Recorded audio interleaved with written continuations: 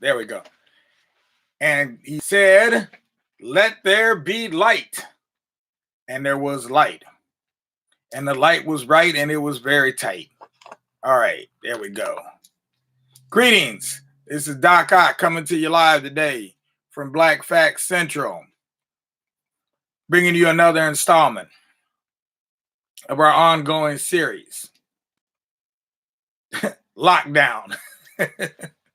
No, it's not lockdown. Because you know what?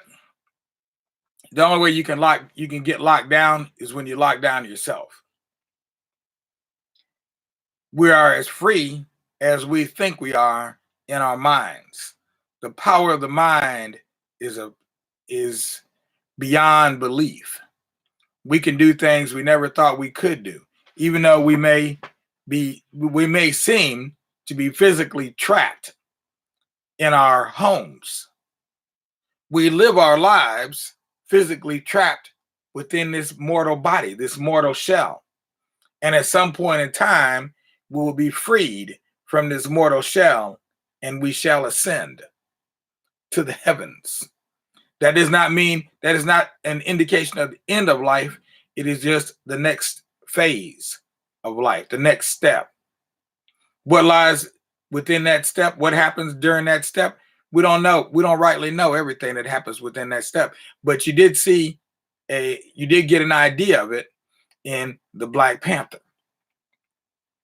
Yeah, I did like I went to see that movie. That's the first movie I think I've ever seen in a movie theater. Paid my money to go see it at the movie theater more than one time. I did go to see that movie at least 4 times. Well, I saw it, I think, at home once. I saw it in 2 different theaters. I think I may have seen it in the same theater twice. So I ended up seeing it 4 different times. And each time I could focus on different aspects of it and get deeper into it. This does relate to the topic of today. And the topic of today is know thyself. To thy own self be true, know thyself. So in that portrayal of the Black Panther, which was a fictional character in a quote unquote fictional kingdom, he had a very real experience where he went and he communicated with his father. And that's not something that's unusual amongst Black people, possibly amongst other people as well, but definitely it's not unusual amongst Black people, particularly those of us who may have grown up on the continent, or may have grew up with an African mind.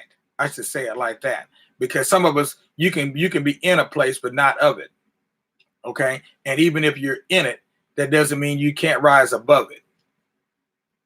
So, yeah, the scene I'm talking about is the scene where he was talking with his father, and that's actually something that we can do.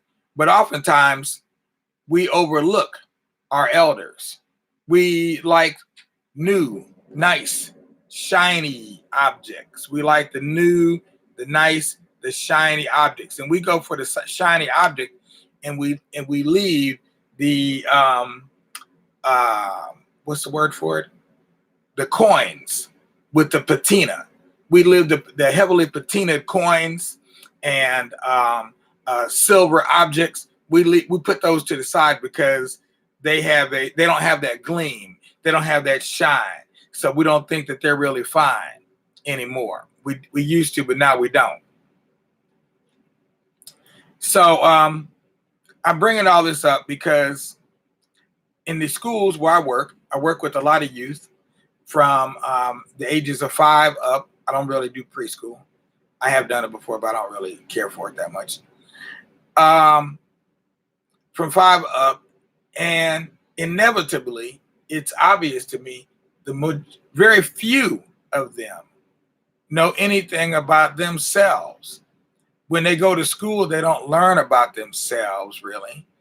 I rarely, if ever, have seen an assignment that indicates that they should inquire about who their father is, who their mother is, who their grandparents are, uncles, cousins, aunts, rarely. So when I tell the children who some of my relatives are, they're flabbergasted. They can't believe it. First of all, because they don't know who theirs are. And second of all, because I not only do I know mine, but I know who they are, but a number of them are very well known. I won't bring up any names right now, but they are very well known. Okay, in the popular sense. So, during my life, my father was the keeper of the history of his side of the family, and the same for my mother. On my mother's side, we had family reunions. We've had family reunions nearly every year for the last 90 some years. Now this year it's going to be kind of different. I'm trying to talk them into doing a virtual reality virtual reunion, because we were supposed to have a reunion this year in Atlanta, but that's looking very sketchy. So therefore I'm looking to see if we can do a virtual reunion, do something online. But other than that, this year's has been canceled or postponed. On my father's side, we never had a reunion, and I only knew a very few of the relatives. And the ones I did know or knew of were all either very closely related. They were, his brothers and sister, or their children.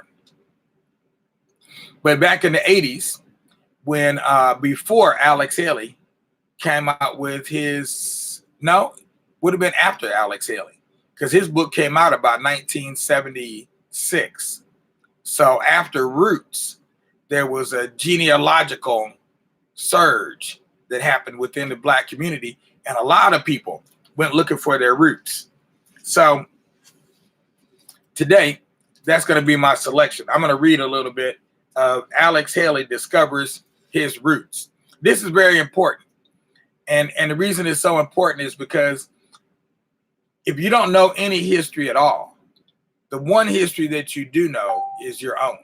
You do know where you came from.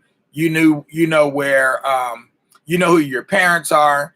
You should know who your grandparents are. So if you're going to study your genealogy, the first thing they tell you is write your story. Know thyself, and to thy own self be true. So Alex Haley discovers his roots. In the summer of 1767, Kunta Kinte, the great, great, great, great grandfather of Alex Haley, who lived from 1921 to 1992, was kidnapped by a slave raiding party near the Gambia River in West Africa and shipped to slavery in America with some 140 others. Kinte's story, along with a few words of the African language he spoke, were passed down through generations of his descendants, finally reaching Haley, who decided to trace Kinte's origins. In 1976, Haley published Roots, the saga of an American family. The book and the 2 television miniseries it spawned instilled pride in Black Americans' African ancestry. Roots took more than a decade to research and write. How Haley uncovered the facts of his family history is a compelling story of perseverance. So this is in the perseverance section, or tenacity section, of the book we've been reading from, the African American Book of Values. African American Book of Values. Okay, it's an excellent book. You can get it on Amazon. It's relatively inexpensive. Okay, let me see if I can get this thing off of here. Hopefully we're still recording and that didn't interrupt my, okay, resume. Okay, that did do that. All right, now, the farthest back person any of my oldest relatives ever talked about was a man they called the African, whom they always said had been brought to this country on a ship to some place that they pronounced Annapolis. They said he was bought off this ship by a Master John Waller, who had a plantation in a place called Spotsylvania County, Virginia. They would tell how the African kept trying to escape and how on the fourth effort, he had the misfortune to be captured by two white professional slave catchers who apparently decided to make an example of him. This African was given the choice either of being castrated or having a foot cut off. And quote unquote, thanks to Jesus, or we wouldn't be here telling it, the African chose his foot. I couldn't figure out why white folks would do anything as mean and low down as that. Yeah, I remember Richard Pryor used to joke about that, how brothers have a habit of grabbing their crotch. A lot of crotch grabbing been going on way before Michael Jackson ever came along. And his take on it was that we just wanted to check to make sure our manhood was still intact. Apparently, there was good reason for that, because that was a practice. Castration was definitely a practice. It was something that was done on a regular basis. Many of us that made it over did not make it here into this time right now because of this whole thing of castrating the black men. And that's a whole nother story we could go into, but we're not going into that one today. But that's just the beginning of his story. This story is about what, 4? Ooh, wow, no, it's more like 6 pages. Dang, no, it's more than that. It's almost it's 10 pages. That one is 10 pages long. Obviously, we were not going to have time to read that whole story, even if we were here all day. Now, I could come back and read segments of it, but for now, we're going to leave it at that. Tenacity, okay? Perseverance, and know thyself. Watchword for today, okay? That is our proverb of the day. It's very simple, but it's very important. Know thyself. So write down your own story. Pass that story on to your children. Very important. Give them a way to find home. Give them a way to find their way home. If they ever get lost, give them a way to find their way home. Okay? All right, great. Now, we're seeking donations right now. We'll take cash donations. You can do those on Facebook by going to our donation. There's a symbol there right under my at my profile picture. My profile picture has some coins on it. You can click on that and you can go and you can make a donation there online. You can also make a donation right here on YouTube. All we're asking for on YouTube is for you to subscribe and get your friends and family to subscribe. We need 1,000 subscribers. This is our campaign. We're looking to get 1,000 subscribers between now and what typically they call Memorial Day, which apparently has been pushed back to July this year. We're looking for 1,000 subscribers between now and the end of May. That's our goal. So help us out with that. Make sure you subscribe. Get your friends and family to subscribe. And then last but not least, do something good like you knew you should.